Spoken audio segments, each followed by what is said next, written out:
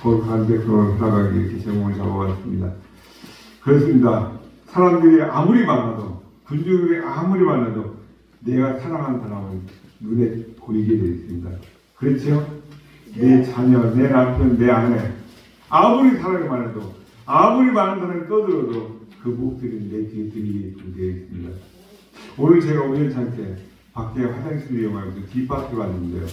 그렇게 아름답게 열렸던 사과나무를 다 캐내고 무엇을 하려고 했는데 로타리를 평탄하게 했는데 어느 날 파릇파릇하게 쌓여 나왔더라고요. 야, 저거 뭐야, 옥수수를 이렇게 많이 심었구나.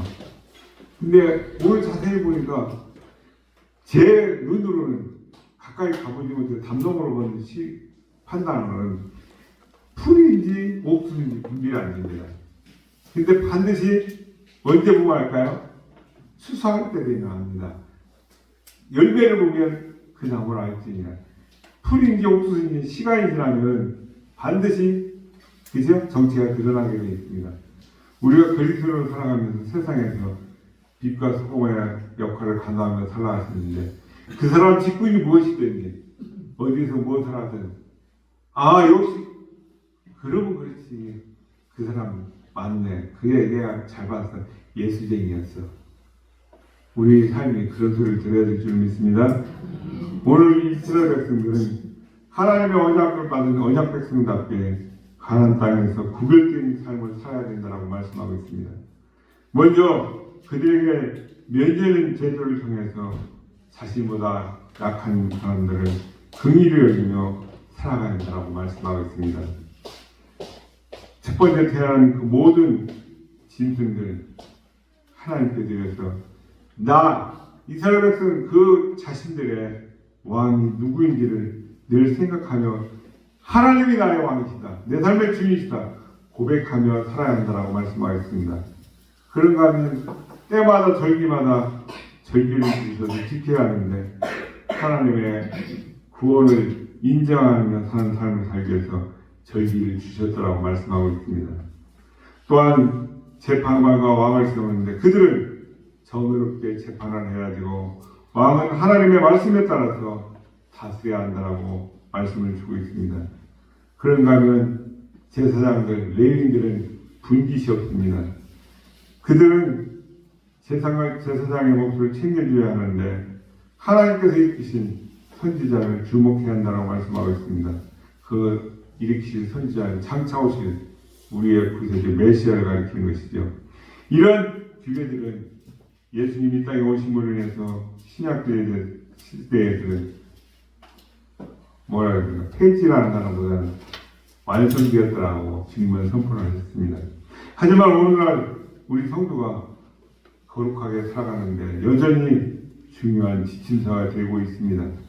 첫 번째로 이스라엘 백성들이 이 면제를 정해서 지켜야 되는 이유를 말씀하고 있습니다. 그리고 첫 번째 태어난 모든 것은 구별하여 하나님께 드리라고 하는 그 목적은 무엇인지 살펴보겠습니다. 우리가 읽은 본문 말씀 15장 1절에서 23절을 요약해 보겠습니다. 하나님께서는 이스라엘 공동체에 굶어 죽는 사람이 없기를 원하십니다. 우리가 사는 사회도 마찬가지겠죠. 11절에 말씀하십니다. 너는 반드시 내 땅 안에 내 형제 중 곤란한 자와 궁핍한 자에게 뭐할지라? 네 손을 펼치라. 네 가진 것을 나누라고 하십니다. 그 이유는 분명합니다. 15절에 보니까 너는 과거 애굽 땅에서 종되었던 내 자신과 내 하나님 여호와께서 너를 속량하셨던 것을 기억하라는 것입니다. 그것으로 말미암아 내가 오늘 이같이 내가 내게 명령하노라 말씀하십니다. 이스라엘 백성들이 아무런 자격이 없음에도 불구하고 하나님의 일방적인 은혜를 입었으니 너희는 그것을 잊지 말고 감사의 삶을 살아야 되는데 그 감사의 삶이 바로 가난한 자를 살피며 돕는 것이라고 말씀합니다. 구원받은 이스라엘은 과거 처지가 얼마나 비참한 삶을 살았는지 잊지 않고 하나님께서 구원해 주신 그 구원의 감격을 늘 기억하기 위해서 가난한 자를 살피고 도와야 한다고 말씀하시고 있습니다. 가난한 자의 존재와 그들을 구제하는 하나님 백성들을 향한 하나님의 훈련 방법인 것이며 매 7년째 되는 해마다 우리는 안식년이라고 합니다. 저희 목회자들도 6년 사역하고 나면 7년째 안식년을 쉬게끔 되어 있습니다. 근데 그 안식년은 참 교회 형편에 따라서 힘들지요. 왜냐하면 안식년은 그대로 안식년이니까 1년 동안 먹고 살 사료를 그대로 그 손에 다 지급해 드려야 되고, 다른 목회자, 말씀 전하는 목회자를 또 그죠? 섬겨야 되니까 교회로서는 짐이 될 수도 있겠죠. 그러나 그걸 꼭 행하라고 하나님은 말씀하시고 계십니다. 그 안식년 7년째 되는 혹시 내가 이웃에게 돈을 빌려줬다가 6년 동안 이자 한 푼도 못 받았다 할지라도 7년째는 그걸 면제시키라고 말씀하십니다. 이해되십니까? 지켜야 하시겠습니까? 쉽지만은 않습니다. 그러나 해야 됩니다. 하나님의 말씀이기 때문에. 어떤 학자는 이 기회를 7년째 되는 해에는 돈을 요구하지 말고 한 해 건너뛰어서 그 다음 해에 원금과 이자를 요구하는 것으로 해석하는 사람도 있긴 있습니다. 근데 이 면제라는 단어를 살펴보면 땅을 사용하지 않고 묵혀준다는 뜻을 갖고 있습니다. 출애굽기 23장 11절에 나오는데 그 의미를 지닌 것을 유치해서 하는 말이죠. 그렇지만 매 7년마다 빚을 탕감해주라는 분명한 명령으로 우리는 받아들이는 것이 옳다라고 봅니다. 이스라엘 백성 동족은 모두가 동등하기 때문에 하나님 백성도 모두가 동등하기 때문에 차별이 없어야 된다는 것입니다. 그래서 담임 목사니까 담임 목사님 이만큼 집사님은 그 높고낮음이 없습니다. 직분의 차이고 직임을 수행하는 차이지 그 직분이 명예와 부 어떤 권력을 행사하는 그런 직분이 아니라는 것을 꼭 기억하시기 바랍니다. 그래서 이 제도는 11조 지난주에 말씀드렸던 것처럼 이스라엘 백성은 최소 20%를 수입의 20% 이상을 드렸습니다. 왜 그랬다고 했어요? 면제는 제도도 마찬가지입니다. 우리 공동체, 믿음의 공동체 안에는 빈익빈 부익부가 형성되지 않기를 하나님은 바라시는 것입니다. 많이 가진 자는 많이 내서 헌금도 힘껏 뒤에 나오죠. 우리가 이랬죠. 힘껏 들여서 하나님 앞에 예배자로 나올 때 빈손 들고 나오지 말고 자신의 힘껏 들여서 그것을 나눠서 평탄한 수평을 이루게 하는 것이 하나님의 우리에게 원하시는 바입니다. 19절부터는 첫 번째 태어나는 모든 것을 하나님께 드려라는 규례가 나오고 있습니다. 소와 양, 첫 수컷을 구별해서 하나님께 드리는 것이 출애굽기 13장 2절에도 나오고 있고 민수기 18장 15절에서 18절까지 기록된 것을 봅니다. 첫 번째 새끼는 부리지 않고, 그러니까 멍에를 매지 않고 털을 깎지도 않고 그 상태로 매년 하나님께 제사 드리고 하나님 앞에서 그 고기를 먹는다라고 19절에서 20절에 말씀하고 있습니다. 이 명령은 이스라엘 백성들이 하나님의 첫 태생, 곧 장자이기 때문에 영적으로 그것을 기억하는 의미도 있다고 보는 것이죠. 그리고 첫 태생이고 계속 새끼를 낳을 것을 기대하며 하나님 이것이 건강하게 자라서 새끼를 무럭무럭 잘라서 그냥 풍성하게 해주십시오. 그런 감사하는 행위가 되기도 합니다. 그런데 하나님께 드릴 때 절대 흠 있는 짐승을 드려서는 안 됩니다. 성경에서 다 같이 먹을 때는 나눠서 먹으라고 22절을 말씀하고 있습니다. 그 짐승을 먹을 때 생명의 근원인 피를 먹지 말고 물처럼 땅에 버리라고 말씀합니다. 그래서 이 말씀을 근거해서 요즘 어느 교단에서는 순댓국 뭡니까 그 선짓국, 순댓국 이런 걸 안 먹습니다. 그리고 뭡니까 뱀장어 같은 거, 장어 이런 것도 안 먹습니다. 비밀이 없다고. 그러니까 두 번째로 신명기 17장에 나오는 세 가지 절기를 살펴보기를 원합니다. 그 절기가 무엇입니까? 또 이 절기들의 해야 될 일은 무엇인지 우리 16장 1절부터 22절까지 살펴보겠습니다. 모든 이스라엘 백성의 남자는 반드시 1년에 3차례 6월절과 7.7절 초막절에 여호와 하나님께서 정하신 곳에 찾아가 하나님을 배워야 한다고 16절에 말씀하고 있습니다. 근데 출애굽기를 살펴보면 각 가정에서 6월절을 지켜야 한다고 말씀하고 있습니다. 신명기의 6월절은 여호와께서 택하신 지정한 곳에 지켜야 되고 출애굽기에서는 각 가정에서 지킨다. 왜 이렇게 다르게 기록되었을까요? 그것은 이 규례, 이 법이 주어진 상황과 장소가 달라졌기 때문에 그것을 보는 것입니다. 그러나 그 진정한 뜻과 의미는 같은 것이죠.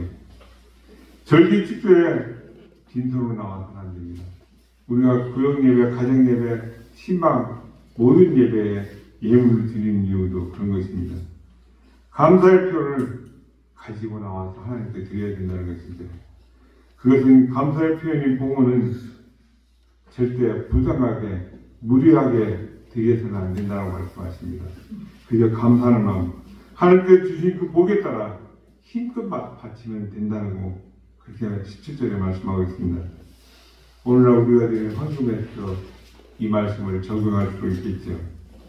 18절부터는 재판장 그리고 지도자에 대한 규례가 시작되어 있는데 각 지역마다 재판관을 세우고 그 지도자와 백성들은 그 백성들을 하나님의 법에 맞게 공의롭고 정의롭게 다스려야 한다고 18절에 말씀하고 있습니다. 재판은 사람을 외모를 보고 혹시 거기서 주는 뇌물에 전혀 영향을 받지 않고 공의로워야 된다고 말씀하고 있습니다. 근데 사실 우리가 사는 세상 그렇지 않습니다. 지금도 여전히 우리가 만든 법은 허점이 있거든요. 양면성이 있기 때문에 누가 더 하나 그 뜻을 그럴싸하게 해석해놔에 따라서 뒤집어지고 버지는 걸 봅니다. 그리고 또 절반예우라는 것은 뭐 지금 없다고 하지만 없을 수가 없죠. 지난해까지 내가 모셨던 재판장이었는데 대법관이었는데 부장판사였는데 내가 오늘 그분 변호하는 변호에 대해서 아닙니다라고 할 수 인간이기 때문에 쉽지 않다는 것이죠.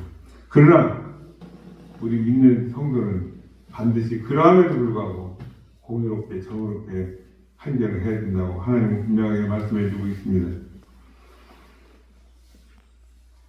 하나님 제정 곁에 우상 대만한 거 세우지 말라고 하십니다. 근데 우리 교회도 와서 딱 보면 저분이 말씀 나누기 전에 낯선 분이면 어느 권사님일까 아니면 지나가다 주인일까. 근데 그분이 들어오시면 딱 취하는 행동을 보면 압니다. 어떤 분 들어오시는데 이렇게 하시는 분 있고 어떤 분 들어와서 성원 저분은 카톨릭 신자구나.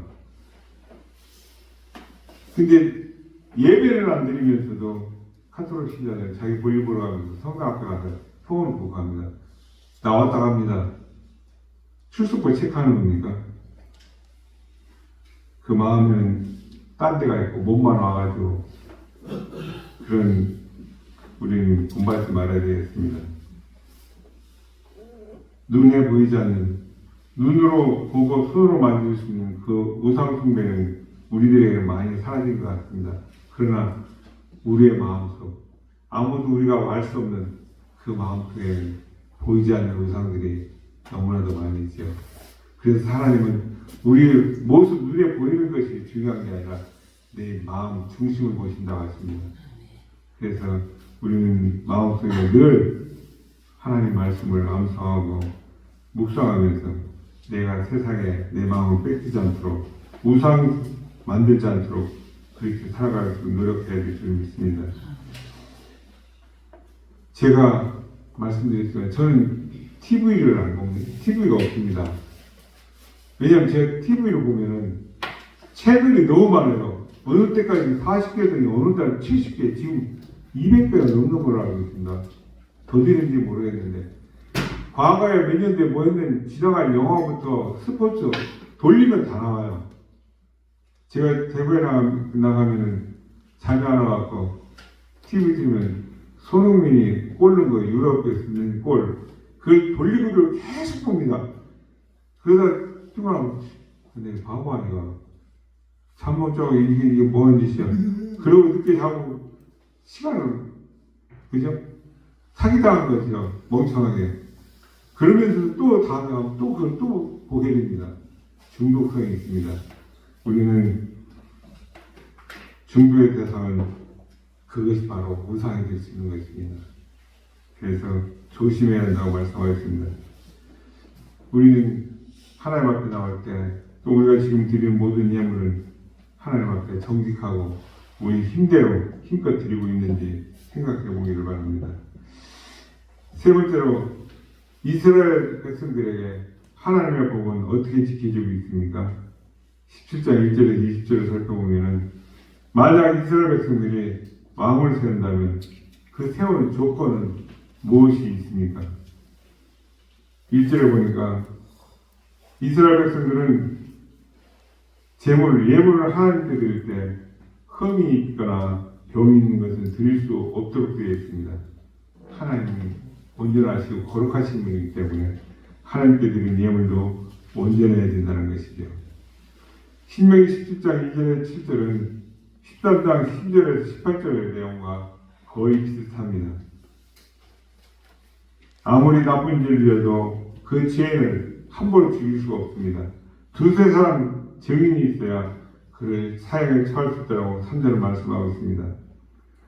마을에 속여 유혈 사건이 일어나면 중앙 성소로 올라가서 재판을 받을 수가 있는데 그 재판은 공정해야 한다고 말씀합니다. 좌로나 우로나 치우치지 않아야 되고 판결이 나면 그 결정된 대로 따라서 시행해야 되는 것입니다. 만약 그 잘못한 사람이 자신이 잘못하고도 재판 결과에 불복종하면 때려 죽이라고 말씀하십니다. 그러기에 하나님의 백성들이 하나님의 법을 두려워할 줄 알고 잘 지킬 것이라고 13절에 말씀하고 있습니다. 하나님은 세상과 같은 왕정을 좋아하시지 않습니다.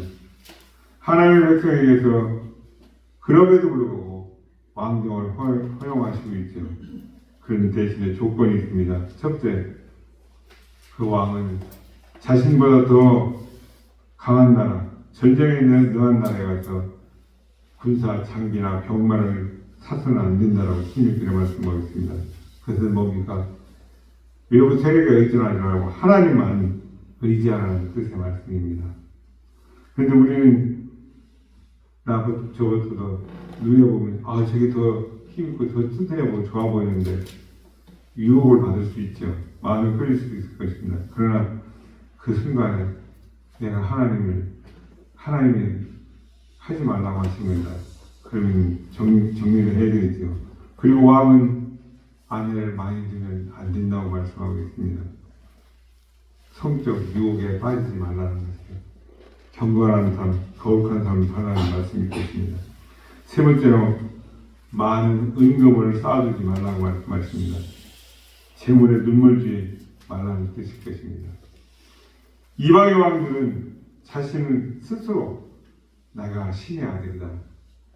가까운 근대사에 우리 기독교 역사를 살펴보면 신사참배 거부로 인해서 한국의 교회가 나눠지는 사건이 일어나죠. 그 신사참배, 일본 천황 지가 스스로 죽은 지 얼마 안 됐지만 지가 나는 스스로 신이다. 사람이 이렇게 권력이나 힘이 주변 사람들이 올려들면 은근히 나는 특별한 사람이다. 그렇게 하고 싶어지는가 봅니다. 그런 이스라엘 백성의 마음은 절대 그러지 말아야 됩니다. 왕은 율법에 절대적으로 순종해야만 한다고 말씀하셨습니다. 아무리 뛰어난 훌륭한 왕이라 해도 백성들처럼 선지자의 말을 들어야 하고 하나님의 법을 지켜야만 한다는 것입니다. 그러면서 왕은 평생 하나님의 율법의 말씀을 자기 옆에 두고 읽어 하나님 경외하기를 배우면서 동시에 그 모든 말씀과 규례를 지켜야 한다고 19절에는 말씀하고 있습니다. 그러면서 왕은 절대로 백성 위에 군림하거나 교만하지 않아야 되고 율법에 좌우나 우로나 한쪽으로 치우쳐서는 안 된다고 20절에 말씀하고 있습니다. 왕도 또 백성도 선지자와 제사장처럼 율법을 잘 해야 됩니다. 우리 이 점을 잘 기억해야 되겠습니다. 배워야 되겠습니다. 목사만이 성경을 잘 알아서는 안 됩니다. 제가 늘 말씀드리지만 제발 좀 질문 좀 하시고 나눠서 제가 공부 안 하고는 못 견디게 제가 성경을 이렇게 구체적으로 같이 읽으면서 하는 이유 힘들지만 같이 공부해서 제가 아는 만큼 여러분들이 아시야 제가 또 다음 주에 또 믿음이 성장하고 지식이 성장할 거라는 그런 생각에서 제가 그렇게 하고 있습니다. 그러면서 우리 믿음의 사람들, 그리스도인들은 정치인, 법관, 교사, 건축가 모든 분야에서 모든 성도들은 성경을 잘 알고 지켜야 하는 그런 사람으로 살아가야 된다고 말씀하고 있습니다. 하나님께서는 신정정치, 하나님이 직접 하나님의 백성들을 다스리기를 원하십니다. 근데 어느 때 전문가 이방 민족들을 보고 야 우리가 뭐를 전쟁터 나가서 싸워야 돼 죽어야 돼 어렵게 대표자가 나와서 싸워야 돼 그 사람을 우리가 섬기자 우리에게도 왕을 주십시오. 하나님은 복장 터지는 백성들의 외침 소리에 섭섭하시고 배신감을 느끼셨기에 그래도 그 백성들의 원하는 말을 들어주셨던 하나님. 그래서 사울을 왕으로 세우셨지 않습니까? 왕이 인간이 하나님 자리에서 통치하는 그것이 왕정정치입니다. 그 막강한 권력의 유혹에 인간은 쉽게 걸려넘어져서 죄에 빠지게 되는 것이죠. 역사를 보면 어느 시대든 그 권력이 그만큼 집중기에 중앙 집중으로 몰리게 되면 반드시 부정부패가 일어났던 것을 우리는 봅니다. 어느 나라의 역사든 성경의 역사든 세계에서의 역사든 어느 나라의 역사든 분명하게 그런 사실을 보여주는 것을 보게 됩니다. 혹여 하나님의 백성이 왕정을 택한다 할지라도 하나님의 명령에 잘 순종하면 되는데 그렇지만 인간 역사에서 하나님 왕이 하나님의 말씀을 그렇게 잘 지켜 순종했던 사람은 제 기억은 없습니다. 오직 한 분 예수 그리스도 그분만이 하나님의 말씀에 절대적으로 순종했던 위대하신 왕으로 기억되고 있습니다. 마지막 네 번째, 예배를 섬기는 레위 제사장과 그 레위인들의 몫은 무엇이라고 말씀합니까? 그러면서 동시에 거짓 선지자들이 많이 나타날 것을 말씀하시면서 거짓 선지자와 참된 선지자를 어떻게 분별할 수 있는가를 말씀해 주는 게 신명기 18장 1절에서 22절의 말씀을 요약해 보겠습니다. 하나님을 예배하고 제사하는 그 섬기는 레위 제사장과 레위인들이 먹을 양식에 대해서 한번 살펴보겠습니다. 1절에 8절까지 나열되고 있는데요. 그 많은 재물 가운데 소나 양의 앞다리와 두 뿔과 위는 제사장의 먹을 먹거리를 주라고 말씀하시고 있습니다. 그리고 첫 번째 수확물인 곡식이나 포도주, 기름, 양푼도 제사장의 몫을 주라고 말씀하십니다.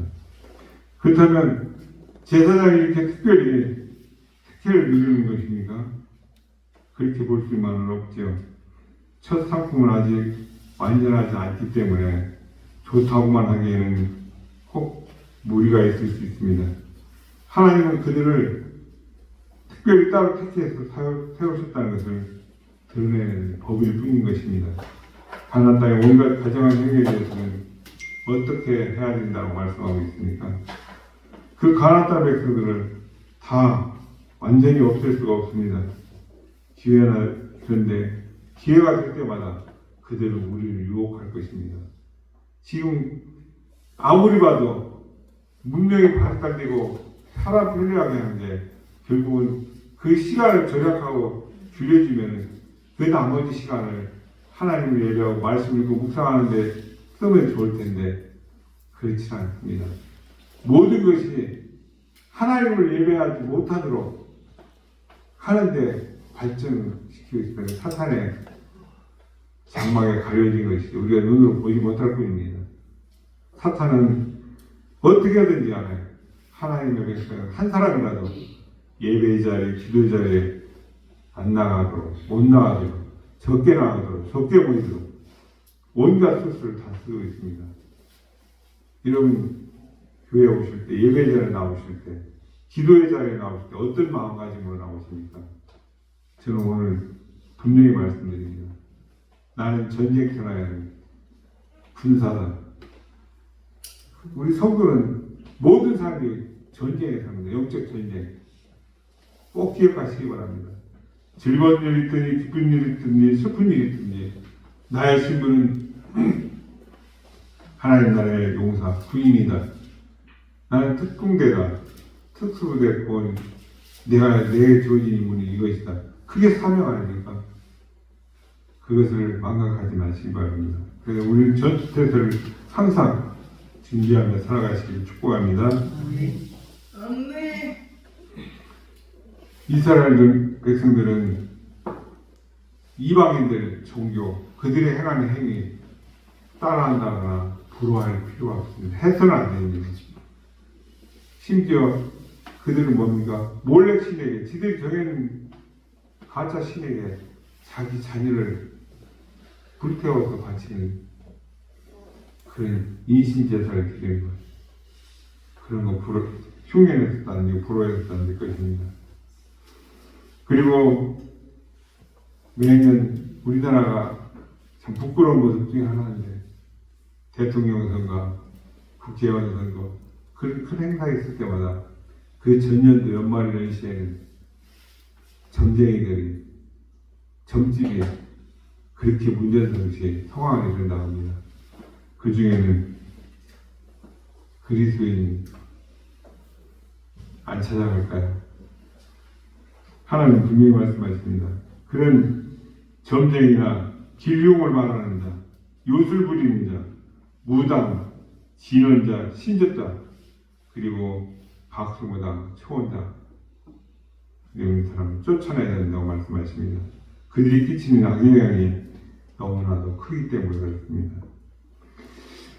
우리 주변에는 오늘날 이런 미신과 거짓 종교를 행하는 자들이 너무나도 많습니다.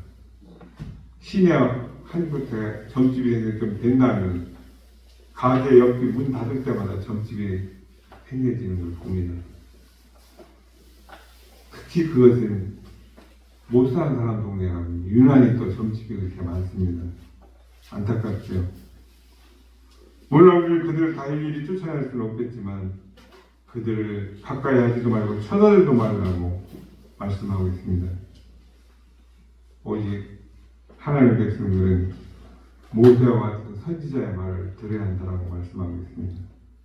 18절에 보니까 내가 그들의 형제 중에서 너와 같은 선지자 하나를 그들을 위하여 일으키고 내 말을 그 입에 두리니 내가 그에게 명령하는 것을 그가 우리에게 다 말하리라.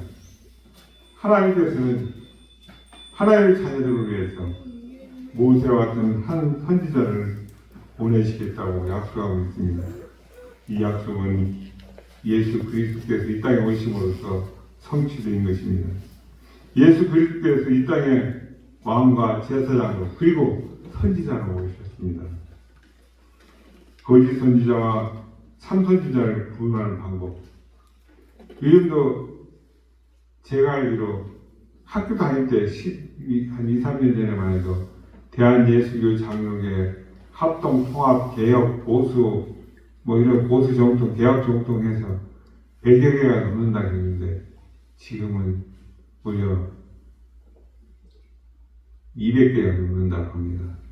교단 하나 세워지는데 목사님 7, 8명만 뭉치면 교단 교육부에 신청하면 등록이 된다는 것이죠. 어떻게 생각하십니까? 자기가 자칭 사람들을 현혹시키기 위해서 이긴자다, 백말발탄자다, 메시아라고 다시 올 예수님이라고 말해놓고는 법원에 법정에서는 나는 사람이며 그런 말 한 적이 없습니다. 뻣뻣스럽게 증거가 다 있는데도 그런 참 선지자인지 거짓 선지자인지는 그 됨됨이는 그가 하는 말을 진실성이 있는지 없는지 살펴보면 알 수가 있습니다. 선지자가 말하는 것 중에서 그것이 증언이 되고 성취될 때 그는 참 선지자라고 22절은 말씀해 주고 있습니다.